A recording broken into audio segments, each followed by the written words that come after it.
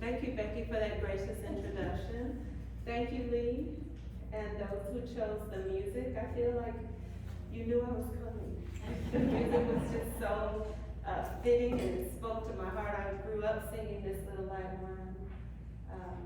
And Jane, at the end, when you did it a cappella, that's how we did it often. And so it was nostalgic, but it was also wonderful. So thank you for setting the stage for my presentation. And thank you for having me here again to share with you one more time on the subject on justice, equity, and compassion in human relations and other spiritual matters. And this is part 2. I see some new faces, but I spoke on this topic the last time I spoke about a month ago. So, I almost stayed home when my Samsung alarm clock woke up at 5:30 a.m. and stated that the current temperature was 52 degrees.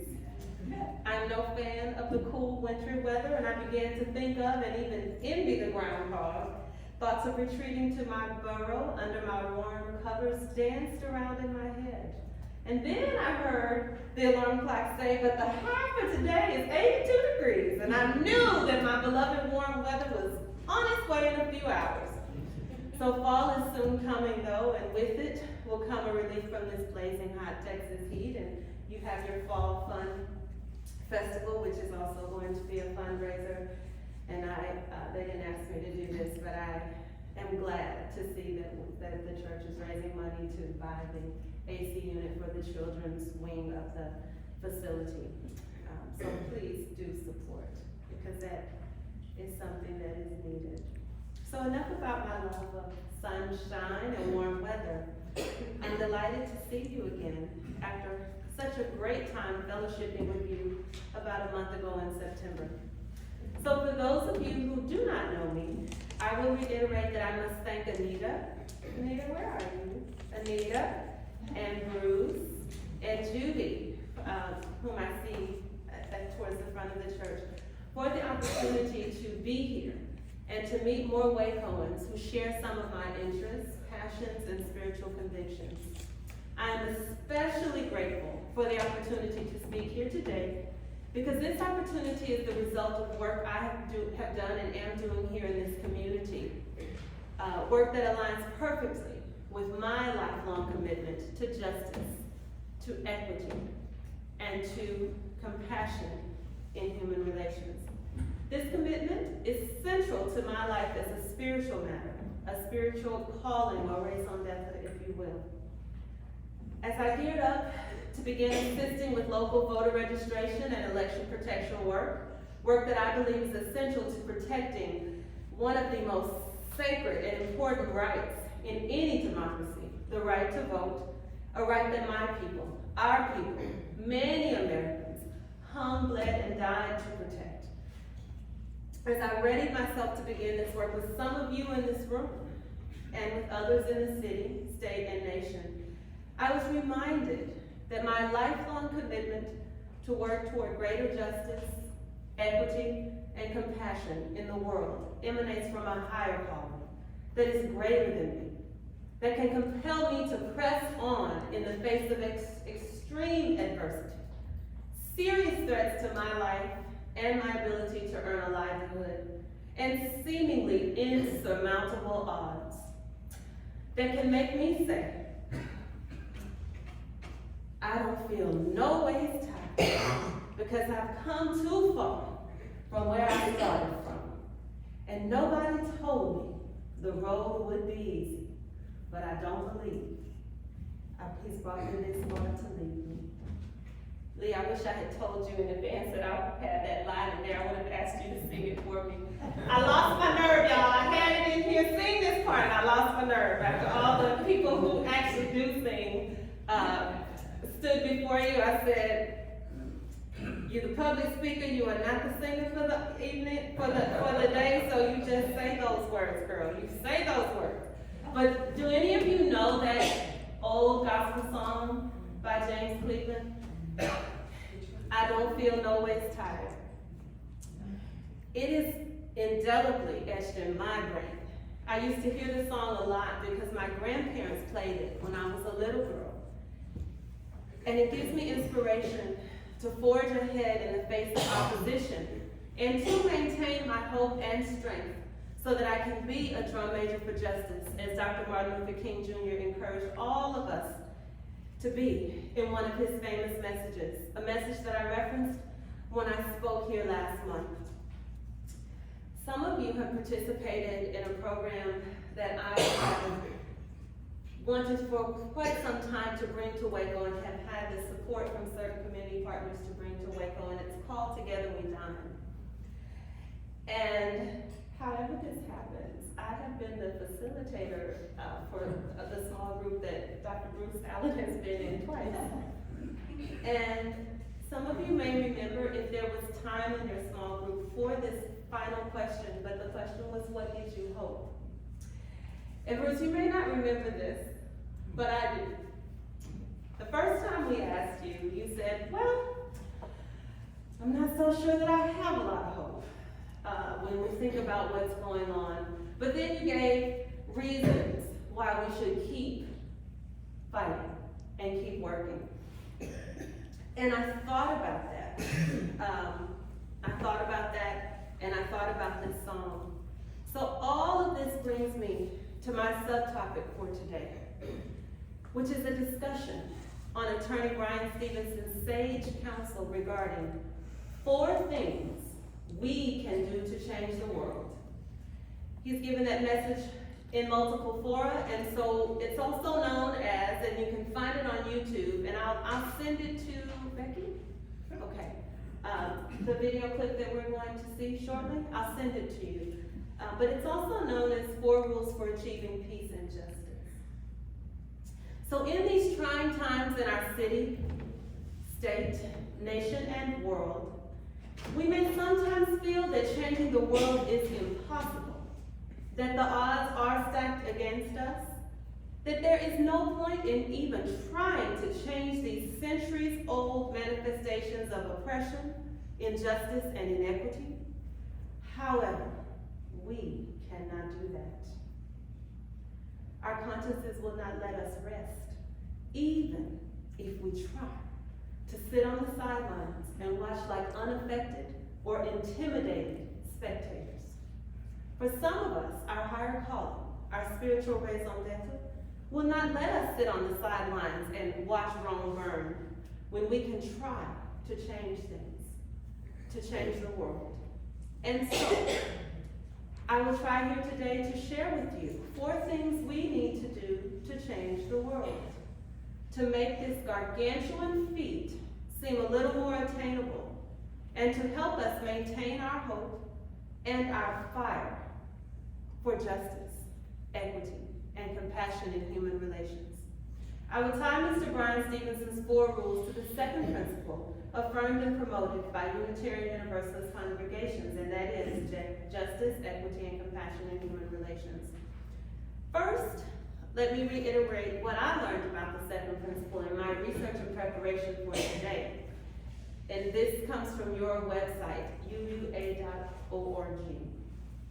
It says, justice, equity, and compassion in human relations points us towards something beyond inherent worth and dignity, which I learned is your first principle. It points us to the larger community. It gets a collective responsibility. It reminds us that treating people as human beings is not simply something we do one-on-one, but something that has systemic implications and can inform our entire cultural way of being. Compassion is something that we can easily act on individually. We can demonstrate openness, give people respect, and treat people with kindness on our own. But we need one another to achieve equity and justice. Second, Mr. Stevenson can explain his 4 rules far better than I can. So let's listen to this brief video clip from a lecture Mr. Stevenson gave at his alma mater, the John F. Kennedy School of Government at Harvard University. Gary, can you cue it up, please? He's one of my role models. I'm so excited. Ready?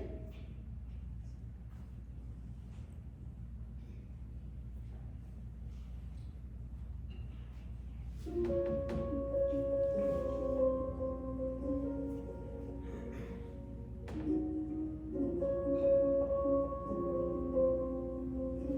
want to affirm how you don't have to be embarrassed to say I'm trying to change the world. I think we can change the world.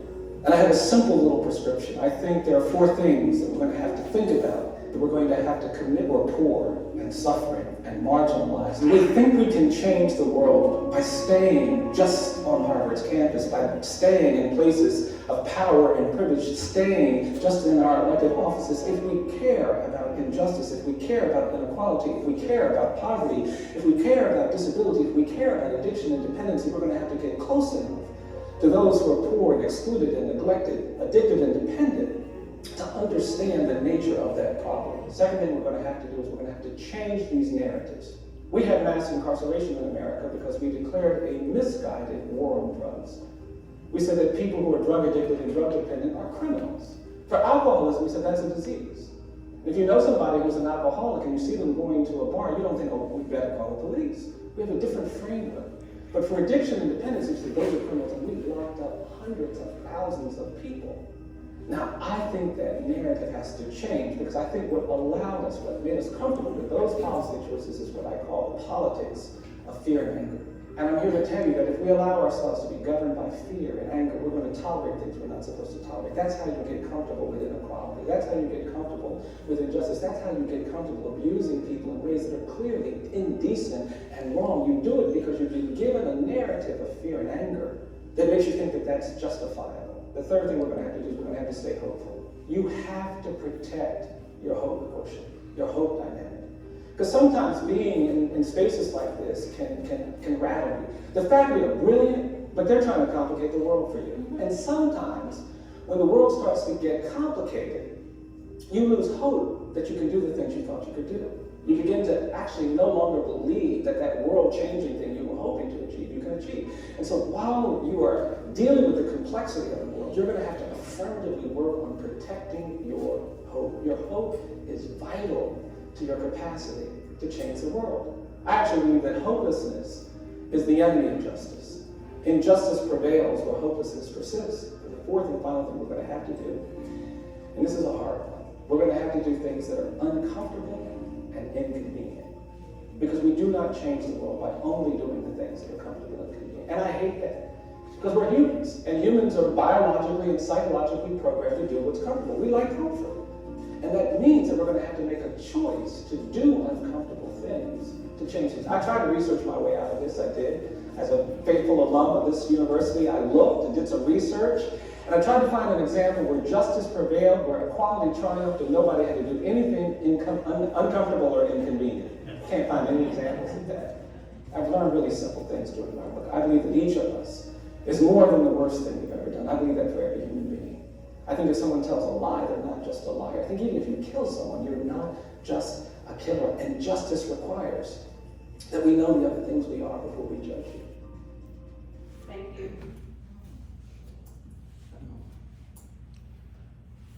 So, who is this Attorney Brian Stevenson, whom we go back to the I want to affirm. So good we need to hear it again. So who is this Attorney Brian Stevenson, whom we just heard speak? Well, aside from being one of my role models in what I call the renaissance of the civil rights movement, i.e. the current epoch we are living in, Mr. Stevenson is a civil and human rights lawyer, activist, humanitarian, professor, and author. He is the founder and executive director of the Equal Justice Initiative, a human rights organization in Montgomery, Alabama. Under his leadership, Equal Justice Initiative has won major legal challenges, eliminating excessive and unfair sentencing, exonerating innocent death row prisoners, confronting abuse of the incarcerated and the mentally ill, and aiding children prosecuted as adults. He has argued and won multiple cases at the United States Supreme Court, including a 2019 ruling protecting condemned prisoners who suffer from dementia, and a landmark 2012 ruling that banned mandatory life imprisonment without parole for sentences for all children 17 or younger. Think about it. We say that children can't enter into contracts. They can't consent to all sorts of things, but then this nation used to say that they had the mental capacity to make adult decisions when it comes to criminal things. And so we had kids 12, 13, and 14 years old, some who did things that probably some of us would do if put in the same situation, facing life imprisonment without parole. And somehow we thought that was more just than capital punishment, and I am not pro-capital punishment. But imagine being 12 years old and healthy as a horse and being sentenced to life imprisonment. Maybe death would seem like an escape from that. He tells a story about a client of his who was a young boy. I don't even think this little boy was 5 feet tall. And his mother had a boyfriend who was majorly physically abusive. And the little boy found himself in a situation where the boyfriend was beating the mother, and he got the gun that was in the house and he shot the man. And Brian Stevenson talks about how this child wasn't even 5 feet tall and wasn't even 100 pounds.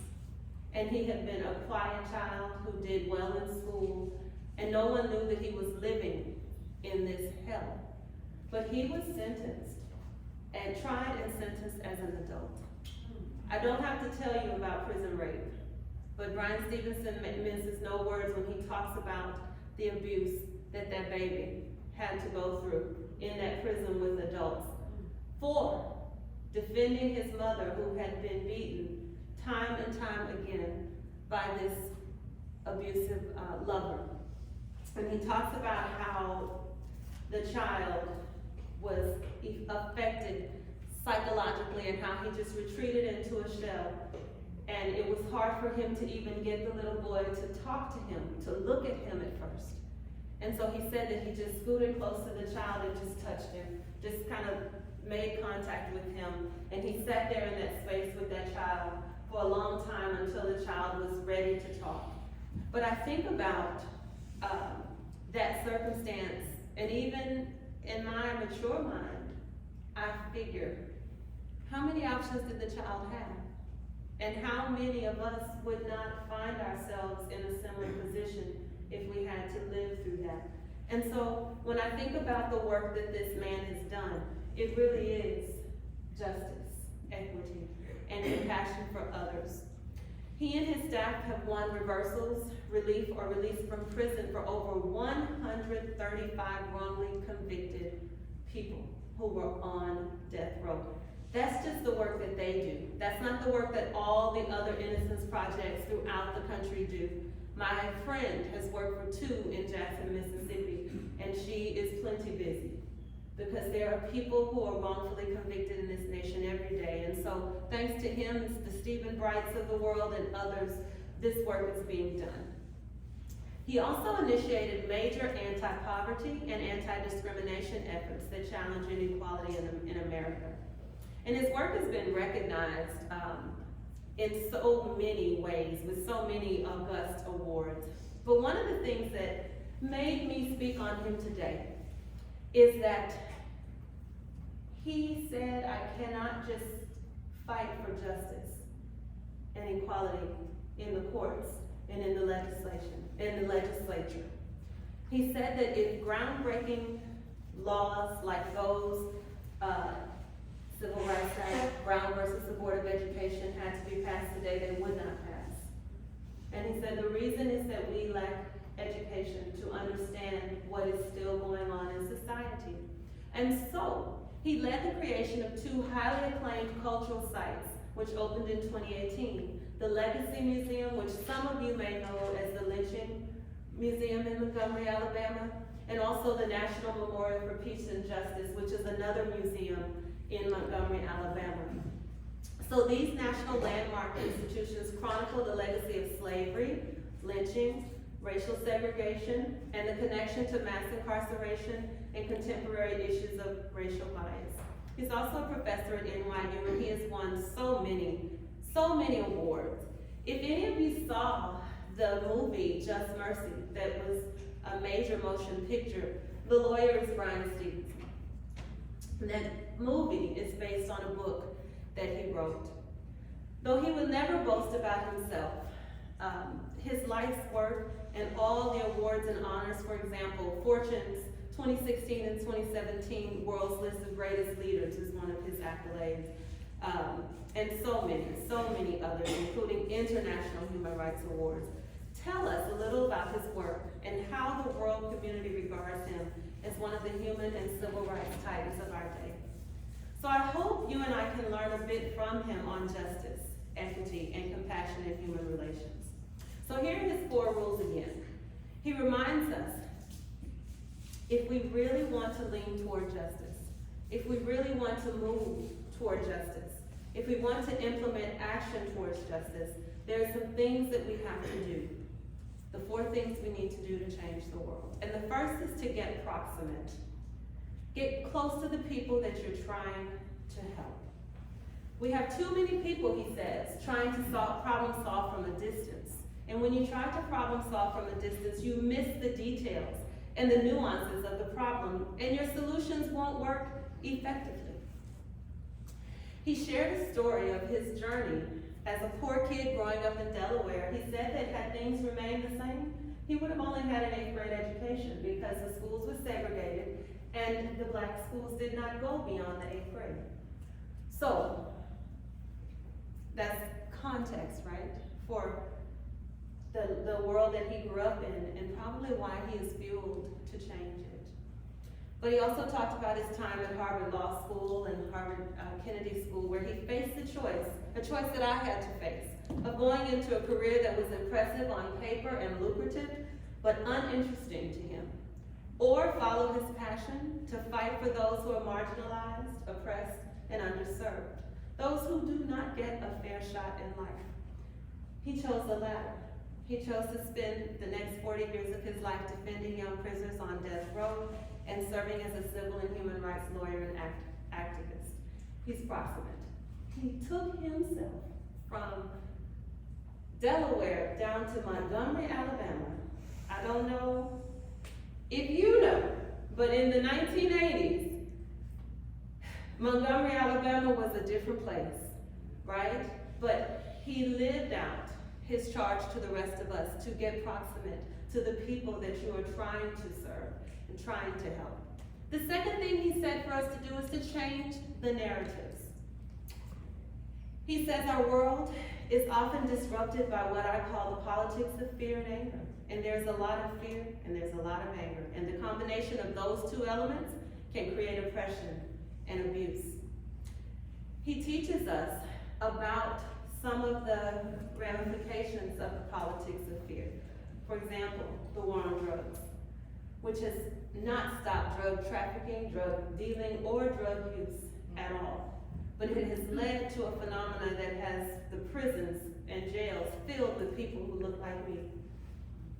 For 1 marijuana cigarette, I don't smoke marijuana, but I'm 10 or 15 years in prison for one, or 1 crack cocaine rock, or a few. This war on drugs has not been effective, and I don't even know that any of us say that we should just let the drugs and alcohol take over our communities. But I think that this war was misguided. And we see that it is misguided. 1 in 3 black boys will be incarcerated in their lifetime if the status quo persists. So, the narrative has to change around who's a criminal, around who deserves a fair shot in our legal system, for example. So, what has made us comfortable with these policy choices is the politics of fear and anger. And if we allow ourselves to be governed by that fear and anger, we will tolerate things that we shouldn't. So, let's take a cue from his experience working with underprivileged youth. He said we created narratives that allow us to disregard the plight and needs of the most vulnerable children in our society. And he says, I believe we have done a great injustice, and we cannot change that injustice until we get proximate. I believe all children are children, And when any society begins to throw away its children, it is a society doomed to great injustice. He also says, I don't think we're free in this country. We're burdened by our history.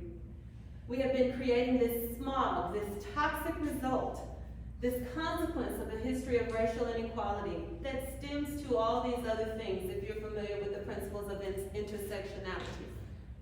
The racial inequality has intersections with class, with poverty, with gender, and all manner of other things that allow people to be marginalized, people to be oppressed, people to be othered, right? So that the status quo can remain, so that we can conserve the status quo. And we cannot get free in this country until we change that narrative. We created this idea a long time ago that people are different based on their color, and that narrative of racial difference is something we've got to confront. He says, I don't think slavery ended in 1863, it just evolved. If you haven't seen it, the movie 13th is a very informative, historical, educational experience, at least for me it was, that makes this ring true for me. Parchment Prison is the location of an old plantation.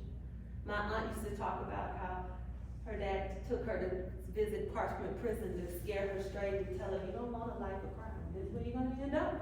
And it was as horrible when I saw it in 13th as if she made it seem all my life when she told me about it. But you see people working the fields, even then. And so he says, I don't think slavery ended in 1863, it just evolved. It created a narrative that black people aren't equal to white people, and to fix this narrative, challenge the silence that surrounds slavery and oppression. And then we can draw analogs, right? Because there is intersectionality with all these other forms of oppression. It's the reason that I am one of the only women in administration on my job in 2022. I am the only black person on my job in 2022. A good number of the people at my level and above me come from very wealthy families, you know, oil families, banking families. My mother picked cotton. So when we think of intersectionality, take these things and apply them across the board so that you can figure out what it is that you will continue to do. And it may change, but what it is that you will continue to do to change the world. So according to Stevenson, talking about the ills of the past and their connection to today, truth and reconciliation as a nation is what he's referring to, are things that are needed before we can begin to change the narrative on race in America. And think about it. As I was listening to something earlier today, I thought about this bootstraps thing that I always hear, and this personal choice narrative that I always hear here. No one says these things in my community, but you know, you gotta step outside your comfort zone and live life in the world. Even those narratives get us in a space where we don't recognize that class differences, classism, is also one of the things that is used to continue to perpetuate oppression and injustice and inequality. Bootstraps, as Dr. King said, what are we gonna do? We don't have any boots. How can we pull ourselves up by our own bootstraps? When you talk about personal choice, someone tough on crime would probably say that that young boy made a choice to kill someone, and so therefore he gets whatever he gets when he's in the hands of the criminal justice system. But was that only about one bad personal choice? I would say not. I would say not. I don't impose my views on others, but I would say not. So we must change these narratives. He has encouraged people to take action against the injustices in our communities, offering an in-depth look into issues facing the underserved in the United States, and also the underlying causes of prejudice and oppression in our nation. And the third rule is stay hopeful. Fight against hopelessness, which is the enemy of justice. And I love that. Hopelessness is the enemy of justice. And injustice prevails where hopelessness persists. Protect your hope quotient, your hope dynamic, because you're going to need to do that to change the world. So,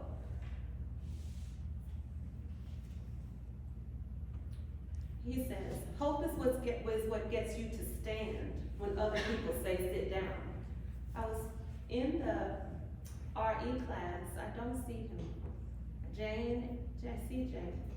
And she was talking about the protest that they did to bring about integration in Austin when she was in college at the University of Texas. That is the hope that you need in order to stand when other people say sit down, in order to do the sit-ins and the protests, because you know that injustice is persisting right under your nose. Hope is what gets you to speak when other people say be quiet, right, Jamie? That's what gives you hope that you can change things, that you can make the world better. And so while you're dealing with the complexity of the world, you're going to have to work on protecting your hope. Your hope is vital, as he says, to your capacity to change the world. I'm a lawyer, a recovering lawyer at most days. Right, you can clap loudly because I feel the same way.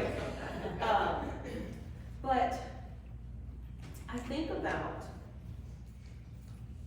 what it means to change some of these systems, some of these institutions that are entrenched in not just our society and our nation, but in the modern world. And I ask myself, where do I start and is it even worth it, right? But we cannot. It is one of our strategies as lawyers. The big corporations wait you out. They drag on the lawsuit knowing that the lawyer's fees are expensive and that you don't have the wherewithal that the larger corporations have. They wait you out. And that goal, I've never thought of it this way previously, but it's so that you lose hope that if you just stick with it, you will win and justice will prevail. So our hope is vital to our capacity to change the world.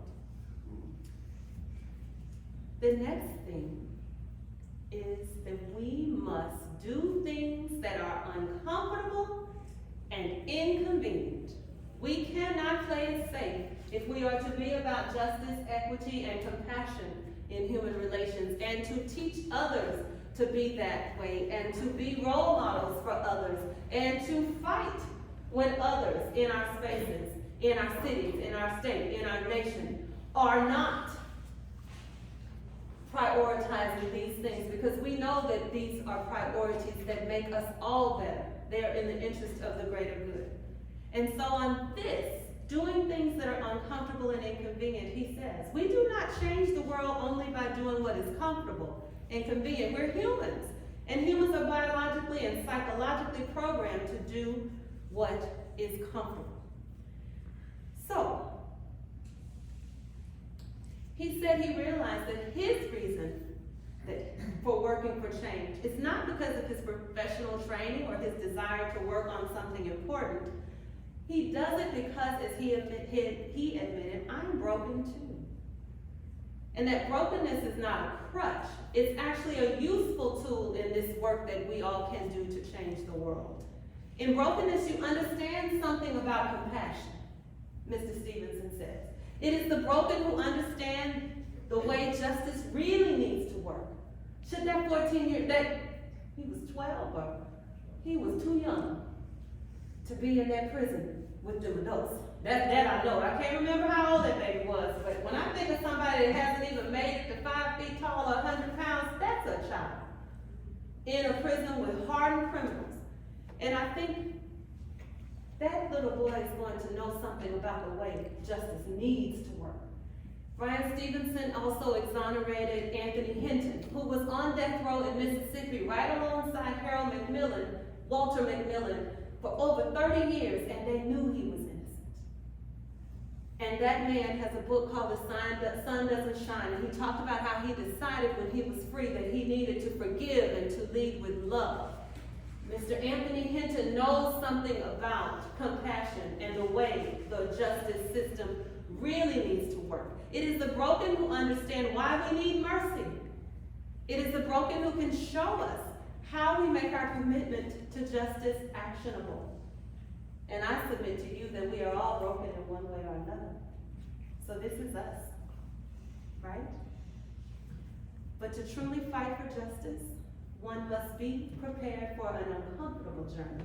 I am the descendant of slaves, so I know all too well that people's lives were lost so that I can be here, so that I can stand before you today and give this message, so that I can join with some of you as we're working to register voters and do all the other things that we need to do to make this world a better place, to be the change we want to see in the world, as Gandhi said.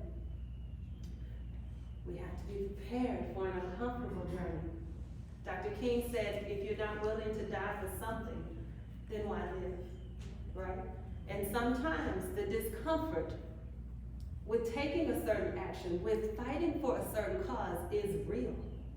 You ought to be uncomfortable with the notion that you may lose your job if you protest X, or your life may be in danger if you protest Y.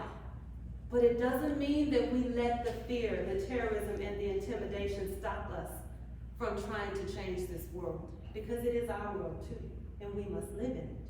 So what does Mr. Stevenson's 4 rules mean for me, and for you, and for anyone who wants to live a life that epitomizes and promotes justice, equity, and compassion in human relations? For me, these 4 rules are useful because they help to inform my understanding of how to live out my spiritual calling, to fight incessantly for justice and equity, and to aspire to govern myself in a fashion that shows compassion in my relations with other human beings. I have no choice but to get proximate, to be proximate to the marginalized, the poor, the criminalized, the addicted, the dependent, the underserved, because they are me. My mother picked cotton. She was a modern-day slave, what is euphemistically called a sharecropper. When I asked my maternal grandmother how she got to from Douglasville, Texas, where she was born, to Normandy, Texas, and then Waco, she said, we followed the cotton. Sound like your migrant farm workers? Our brown brothers and sisters? They're the modern-day sharecroppers who are the modern-day slaves. Pause and let that resonate. Slavery is still going on. I'm not even talking about the human trafficking. That's a whole nother topic. So my mother, her parents, her grandparents, her siblings, her aunts, her uncles, and her cousins picked cotton and other crops.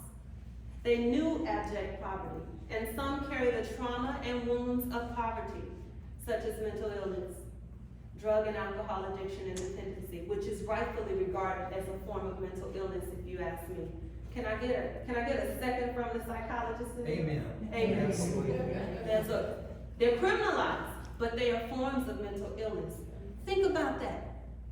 Think about the narrative around that. So, as I said, some of my relatives carry the wounds of poverty, and I gave you a list. I'm picking back up from that list: criminality, undereducation, and other manifestations of conditions that stem from poverty.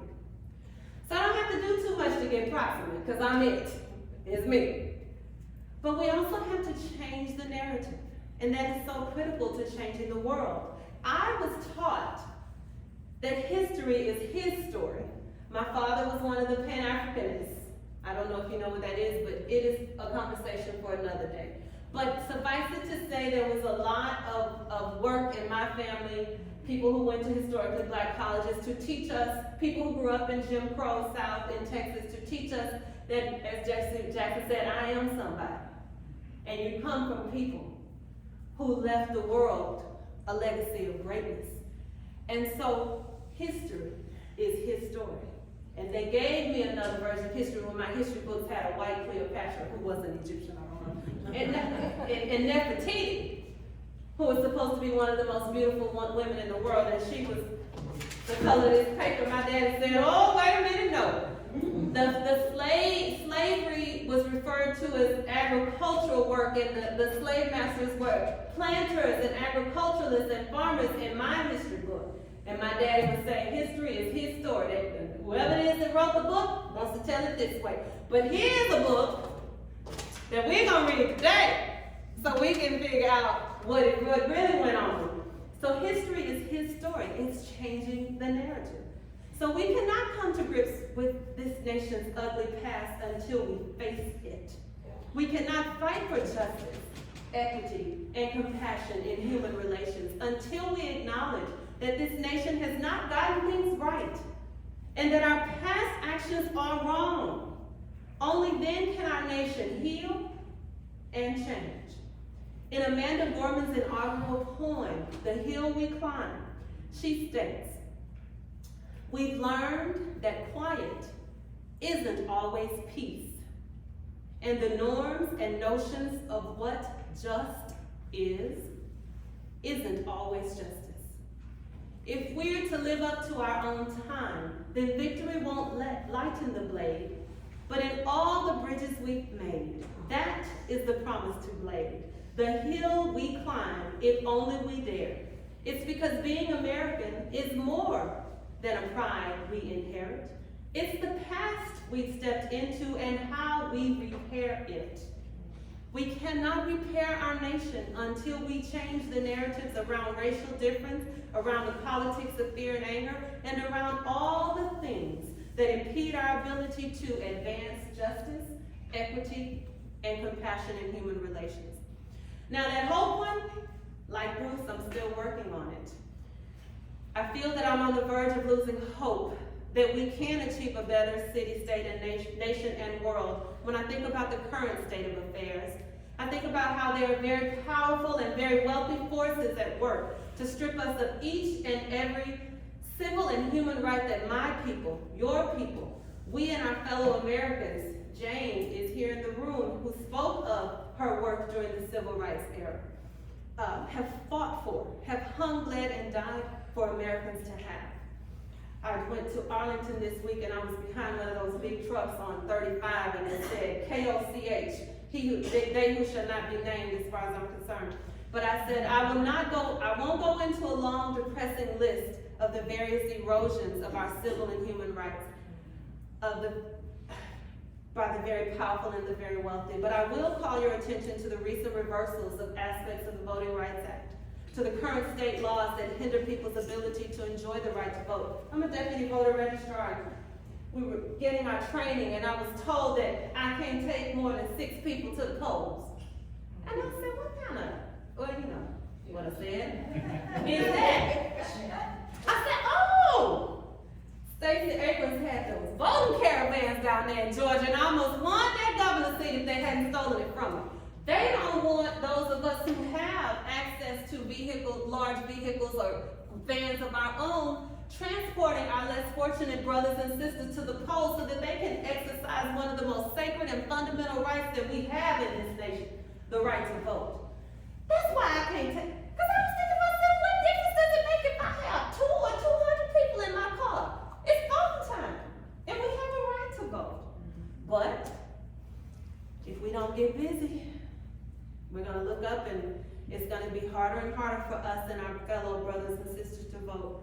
We can also look at the recent reversal of Roe versus Wade, and we may have our different opinions here, but when you think of things like no exception for rape, no exception for incest, no exception if a woman's life is in danger, and I think of just the fact that it's my body, but y'all might not agree with that. But if we make the choice, or not, to get pregnant, we have to decide, am I ready to die? Because the law says that the doctor can't do minor procedures to save my life. I don't know about this. I don't know about this. So there are other threats to our democracy, as is evidenced by the violent insurrection at our nation's capital on January 6, 2021. We need not dwell here unless I ruin everyone's day. Suffice it to say that I must often remind myself that hopelessness is the enemy of justice and to stay hopeful. I will leave you with some final words on the charge to do things that are uncomfortable and inconvenient. Thank you. Thank you. So Amanda Gorman calls us to action in the hill we climb. And she says, we've seen a force that would shatter our nation rather than share it, would destroy our country if it meant delaying democracy. And this effort nearly succeeded. But while democracy can be periodically delayed, it can never be permanently defeated. In this truth, in this faith, we trust. But while we have our eyes on the future, history has its eyes on us. This is the era of just redemption. We feared at its deception. We did not feel prepared to be the heirs of such a terrifying hour, but within it, we found the power to author a new chapter, to offer hope and laughter to ourselves. So while once we asked, how could we possibly prevail over catastrophe? Now we assert, how could catastrophe possibly prevail over us? We will not march back to what was, but move to what shall be. A country that is bruised but whole, benevolent but bold, fierce and free. We will not be turned around or interrupted by intimidation. Do you remember those gallows? That big gallows hanging? Yeah. Because we know our inaction and inertia will be the inheritance of the next generation. Our blunders become their burdens, but one thing is certain. If we merge mercy with might, and might with right, then love becomes our legacy and change our children's birthright. So let us leave behind a country better than the one we were left with. Every breath from my bronze-pounded chest will raise this wounded world into a wondrous one. We will rise through the gold-limbed hills in the west. We will rise from the windswept northeast, where our forefathers first realized revolution. We will rise from the lake-rimmed cities of the Midwestern states. We will rise from the sun-baked South. We will rebuild, reconcile, and recover in every known nook of our nation, in every corner called our country. Our people, diverse and beautiful, will emerge battered and beautiful. When day comes, we step out of the shade, aflame and unafraid. The new dawn blooms as we free it, for there is always light if we're only brave enough to see it, if we're only brave enough to be it. And I say, if we are only brave enough, in the words of Mr. Stevenson, to do the uncomfortable and the inconvenient, to fight for justice, equity, and compassion in human relations. If we do that, if we are brave enough to do that, we can change the world together. I hope you will join me in that fight. And I know from conversations with some of you that you've already got an answer to this question, but I will pose it anyway. How can you do that? I ask you to continue on a regular basis to ask yourself, how can I change the world and make it better for me today and for the next generation? Thank you for your time and attention. I hope I've said something here today that has been a blessing or an inspiration to you. Thank you.